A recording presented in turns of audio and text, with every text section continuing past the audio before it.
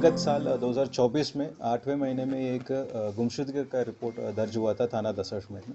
उस परिप्रेक्ष्य में थाना परिसर में विश्वसंगत धाराओं पे अभियोग पंजीकृत किया गया था और ये सर्वेलेंस के माध्यम से दो सस्पेक्टेड, एक वीरू और एक दिलीप कुमार, दोनों थाना चौबेपुर का ही रहने वाले थे। जब इनसे पूछताछ करने लगे, हमको ये ज्ञात हुआ कि ये दोनों ने मिलकर इसको हत्या करके बॉडी को गंगा नदी में फेंक दिया था।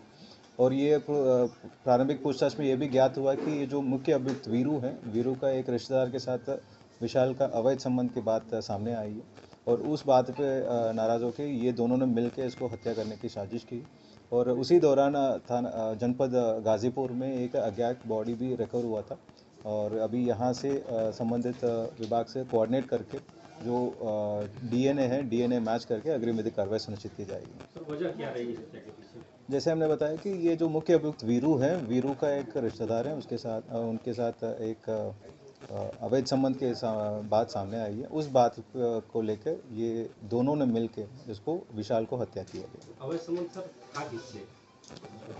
ये ज्ञात हुआ कि ये वीरू है, वीरू का एक रिश्तेदार जो बाबी है, उनके साथ ये अवैध संबंध की तथ्य सामने आई है। सर, इतने दिनों के बाद मुकदमा दर्ज किया गया, इसके पीछे कारण क्या रहा? घर वालों ने कुछ बताया कितने दिनों के बाद मुकदमा दर्ज करवाया? ये पहले ये केवल मिसिंग में रिपोर्ट दर्ज हुआ था कि फिर फैमिली वाले ने ये शंका की ये हो सकता है कि इसका अपहरण हुआ है। फिर अपहरण के धाराओं पे अभियोग पंजीकृत करके विभिन्न सर्वेलेंस के माध्यम से इसको पता करने की कोशिश की।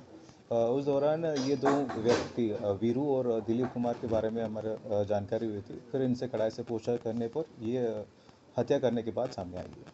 सर, उन्होंने कुछ बताया कि हत्या करने के बाद बचने के लिए क्या कुछ फंडा अपनाया था, क्योंकि ये पूरी तरह से ब्लाइंड मर्डर था। ये हत्या करने के बाद ये कोई एविडेंसेस को मिटाने के लिए ये बॉडी को गंगा नदी में फेंक दी और जो आला का तेल था उसको भी वो गंगा नदी में फेंक दी। क्राइम प्रोफाइल क्या रही है इनकी?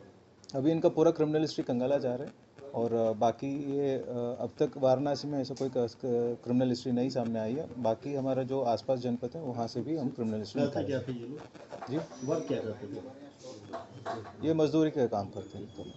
तो सर, ये प्रकाश में आया, सामने आ रहा है कि इनका भी कोई अवैध संबंध था क्या भाभी से, जिन्होंने हत्या किया? नहीं, ऐसा कोई तथ्य सामने नहीं आया, फिर भी उसमें पूछताछ किया जाएगा।